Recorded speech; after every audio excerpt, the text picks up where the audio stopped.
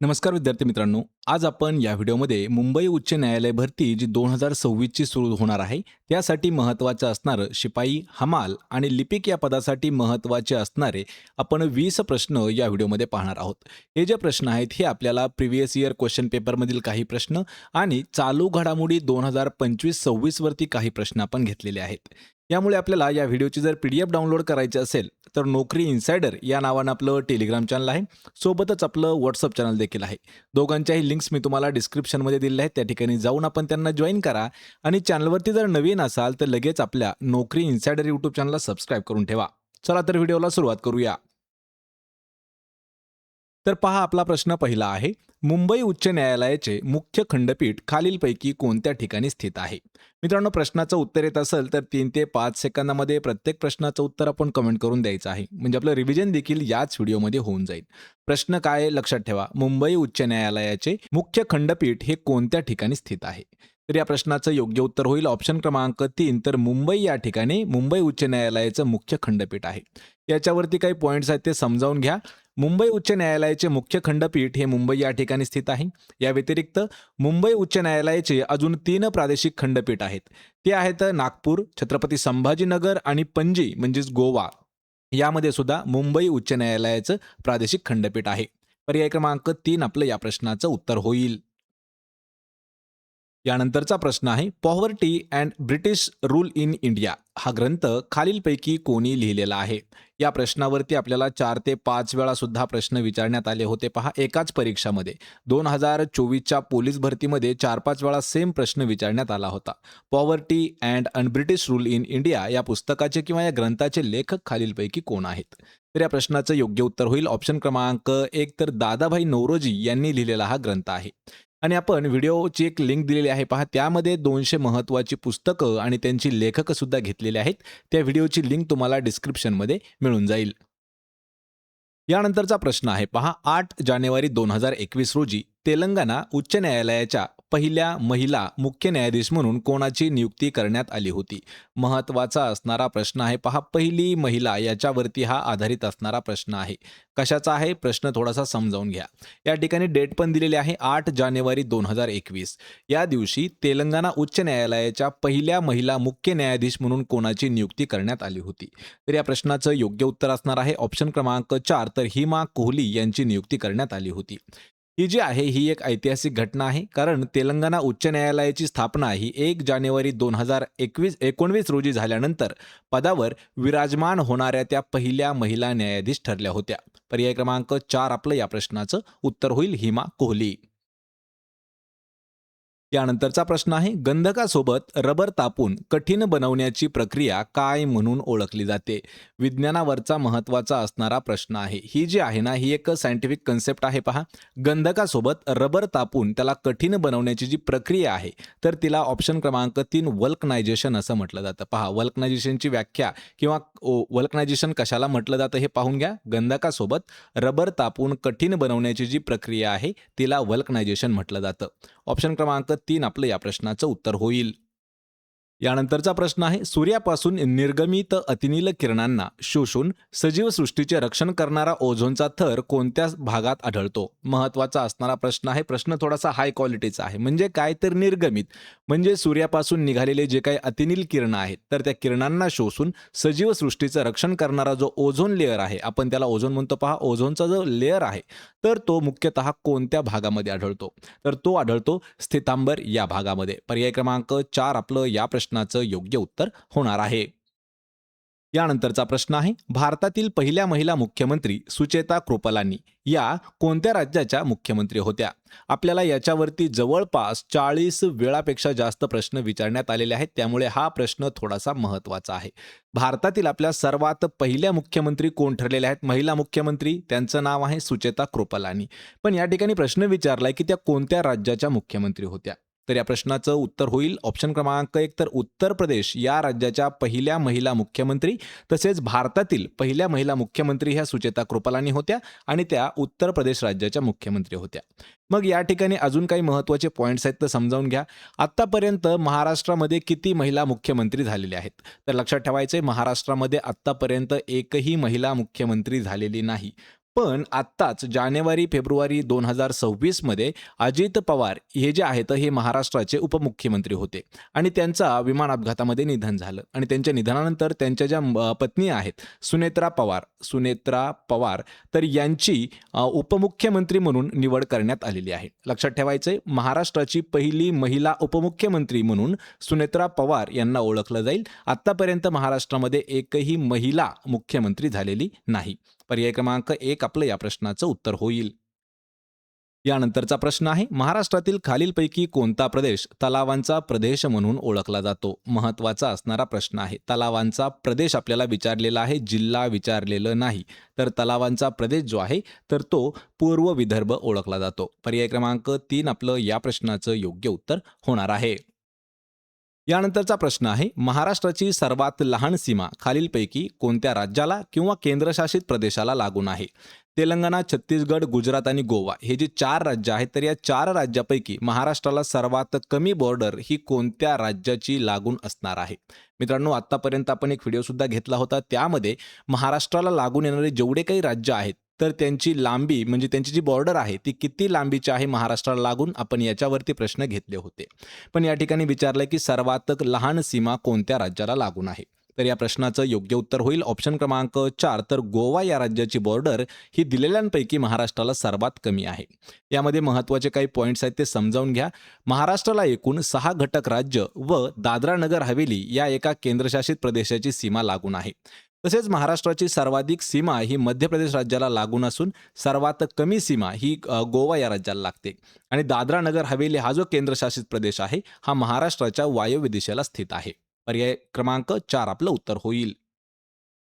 यानंतरचा प्रश्न आहे, सूर्याच्या सर्वात जवळचा आणि सूर्यमालेतील सर्वात लहान ग्रह कोणता आहे? आत्ताच आपण पाठीमागे पाहिला पहाटेचा तारा म्हणून कोणत्या ग्रहाला ओळखलं जातं? पहाटेचा तारा. पण या ठिकाणी विचारलंय की सूर्याच्या सर्वात जवळ असणारा ग्रह आणि सूर्यमालेतील सर्वात लहान ग्रह एकच आहे, त्याचं नाव आपल्याला विचारलेलं आहे. आणि या प्रश्नाचं योग्य उत्तर होईल ऑप्शन क्रमांक 2, तर बुध हा जो ग्रह आहे हा सूर्यापासून सर्वात जवळ आहे आणि आपल्या सूर्यमालेतील सर्वात लहान ग्रह देखील बुध आहे. पर्याय क्रमांक 2 आपलं या प्रश्नाचं योग्य उत्तर होईल. यानंतरचा प्रश्न आहे, ई कॅबिनेट प्रणाली लागू करणारे देशातील पहिले राज्य खालीलपैकी कोणते ठरलेले आहे? महत्त्वाचा असणारा प्रश्न आहे. करंट अफेअर्सवरती हा प्रश्न आपल्याला विचारण्यात आलेला होता. ई कॅबिनेट प्रणाली किंवा सिस्टम लागू करणारे देशातील आपल्या पहिले राज्य कोणते ठरले आहे? या प्रश्नाचं योग्य उत्तर होईल पर्याय क्रमांक 4, तर हिमाचल प्रदेश हे जे राज्य आहे या राज्याने सर्वात पहिल्यांदा देशामध्ये आपल्या ई कॅबिनेट सिस्टीम जी आहे ती लागू केली होती. पर्याय 4 आपलं या प्रश्नाचं उत्तर होईल. यानंतरचा प्रश्न आहे, स्त्री विचारवादी संस्था ही संघटना खालीलपैकी कोणी स्थापन केली होती? सर्वात महत्त्वाचा असणारा प्रश्न आहे. यापूर्वी आपण जवळपास 60 संस्था आणि त्यांचे संस्थापक देखील पाहिले होते. त्या व्हिडिओची लिंक मी तुम्हाला डिस्क्रिप्शनमध्ये दिलेली आहे. चला प्रश्न पहा, स्त्री विचारवादी संस्था ही संघटना कोणी स्थापन केली होती?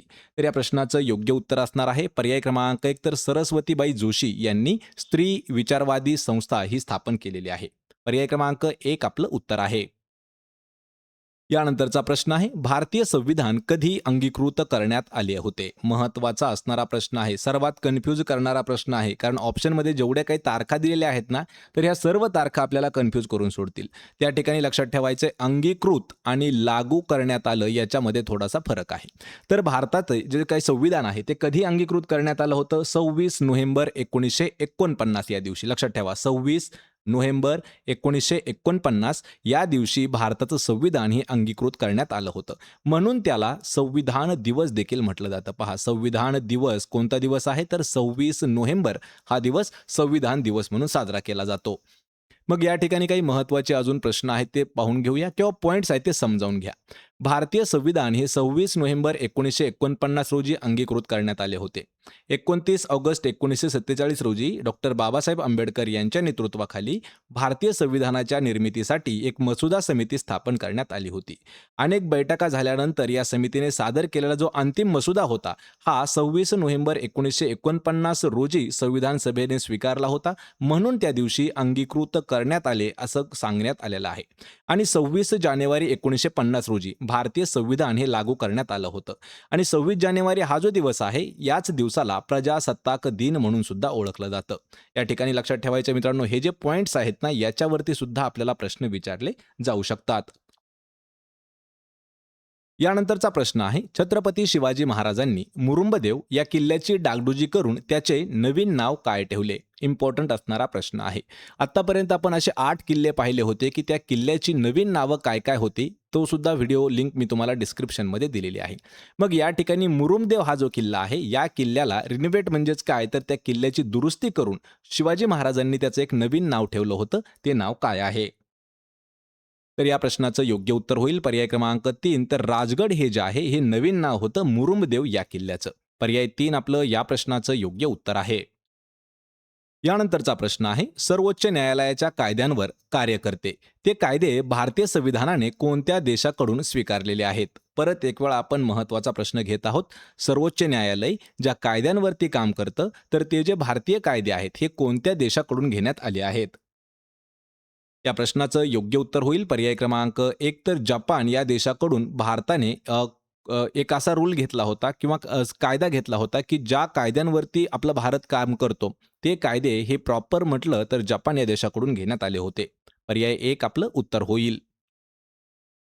यानंतरचा प्रश्न आहे, महाराष्ट्रातील डॅश या जलविद्युत प्रकल्पास अर्वाचीन महाराष्ट्राची भाग्यरेषा म्हणून ओळखलं जातं.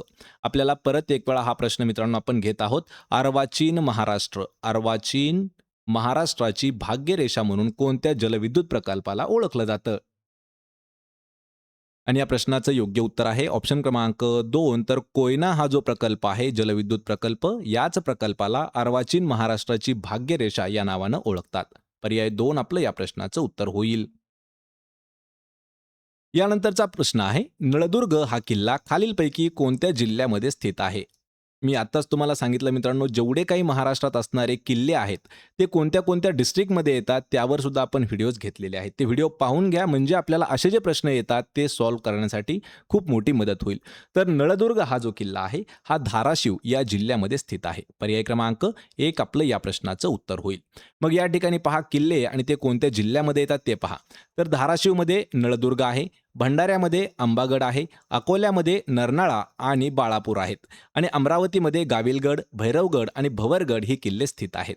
लक्षात ठेवायचे महत्त्वाचा असणारा प्रश्न आहे. आपल्याला यापूर्वी शिवनेरी या किल्ल्यावरती प्रश्न विचारला होता. तर शिवनेरी हा जो किल्ला आहे तो कोणत्या डिस्ट्रिक्टमध्ये येतो? तर लक्षात ठेवायचे पुणे या जिल्ह्यामध्ये येतो शिवनेरी. यानंतरचा प्रश्न आहे, सिंधुदुर्ग जिल्ह्यातील डॅश हे ठिकाण महाराष्ट्रातील सर्वाधिक पावसाचे ठिकाण आहे. आपल्या महाराष्ट्रातील सर्वात जास्त पाऊस पडणारं जे ठिकाण आहे ते खालीलपैकी कोणतं आहे, असा आपल्याला प्रश्न आहे. आणि जर विचार केलं तर 2000 सालापासून ते 2025 आता ह्या 25 वर्षामध्ये हा जो प्रश्न आहे जवळपास आपल्याला 150 वेळापेक्षा जास्त विचारण्यात आलेला आहे. तर आंबोली हे जे ठिकाण आहे हे आपल्या महाराष्ट्रातील सर्वात जास्त पावसाचं ठिकाण आहे आणि ते येतं सिंधुदुर्ग या जिल्ह्यामध्ये. पर्याय क्रमांक 3 आपलं या प्रश्नाचं उत्तर होईल. यानंतरचा प्रश्न आहे, भारतीय संविधानाच्या अनुच्छेद 371 अ नुसार खालीलपैकी कोणत्या राज्यासाठी विशेष प्रावधानाची तरतूद करण्यात आलेली आहे? अनुच्छेद 371 ए लक्षात ठेवायचे, प्रश्न थोडासा महत्त्वाचा आहे. तर हे जे अनुच्छेद आहे याच्यानुसार खालीलपैकी असं कोणतं राज्य आहे की त्या राज्यासाठी विशेष प्रावधान म्हणजे तरतूद करण्यात आलेली आहे? या प्रश्नाचं उत्तर आहे पर्याय क्रमांक 2. तर नागालँड हे जे राज्य आहे तर या राज्यासाठी कलम 371 ए नुसार विशेष प्रावधानाची तरतूद असणार आहे.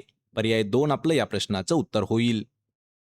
यानंतरचा प्रश्न आहे, महात्मा गांधी तंटामुक्त गाव समितीच्या अध्यक्षाची निवड करण्याचा अधिकार हा खालीलपैकी कोणाकडे असतो? आपल्याला पद आणि त्याला हायर करण्याचं जे पद आहे किंवा पदाधिकारी आहे, तर प्रश्न त्यावर विचारलेला आहे. महात्मा गांधी तंटामुक्त गाव समिती या अध्यक्षाची निवड करण्याचे अधिकार जे असतात तर हे ग्रामसभेला सर्व अधिकार देण्यात आलेले असतात. पर्याय 1 आपलं या प्रश्नाचं उत्तर आहे. यानंतरचा प्रश्न आहे, मोतीहारी अमलेखगंज गॅस पाईपलाईन ही खालीलपैकी कोणत्या देशांच्या दरम्यान स्थित आहे? महत्त्वाचा असणारा प्रश्न आहे. एक गॅस पाईपलाईन दिलेली आहे मोतीहारी अमलेखगंज. ही जी पाईपलाईन आहे ही कोणत्या 2 देशादरम्यान आहे? आणि या प्रश्नाचं उत्तर होईल ऑप्शन क्रमांक 4 तर भारत आणि नेपाळ या 2 देशांच्या दरम्यान आहे, जिचं नाव आहे मोतीहारी अमलेखगंज पाईपलाईन. या ठिकाणी काही महत्त्वाचे पॉइंट्स आहेत ते समजावून घ्या. मोतीहारी अमलेखगंज पाईपलाईन ही नेपाळमधील परसा येथील अमलेखगंज तेल डेपो आणि भारतातील मोतीहारी दरम्यानची 69 किलोमीटरची असणारी ही पेट्रोलियम पाईपलाईन आहे. ही भारतीय उपखंडातील पहिली ट्रान्स नॅशनल पाईपलाईन देखील आहे आणि ही पाईपलाईन भारत आणि नेपाळ या 2 देशांच्या दरम्यान आहे. पर्याय क्रमांक 4 आपलं या प्रश्नाचं उत्तर होईल. तर मित्रांनो, हे होते महत्त्वाचे 20 प्रश्न. आपल्याला 20 प्रश्नापैकी किती प्रश्नाची उत्तरं देता आली हे मला कमेंट करून नक्की सांगा. व्हिडिओ जर आवडला तर व्हिडिओला लाईक करा, मित्रांमध्ये व्हिडिओ शेअर करा आणि आपल्या नोकरी इन्साइडर यूट्यूब चॅनलला सबस्क्राईब करून ठेवा. प्रत्येक व्हिडिओची PDF जर डाउनलोड करायची असेल तर आपलं टेलिग्राम चॅनलसुद्धा आहे मराठी नोकरी या नावानं आणि नोकरी इन्साइडर या नावानं सुद्धा आपलं टेलिग्राम चॅनल आहे. दोघांनाही जाऊन जॉईन करा. त्यांच्याही लिंक्स मी तुम्हाला डिस्क्रिप्शनमध्ये दिलेले आहेत. आपण भेटूया पुढच्या एका अशाच नवीन व्हिडिओमध्ये. तोपर्यंत जय हिंद, जय महाराष्ट्र.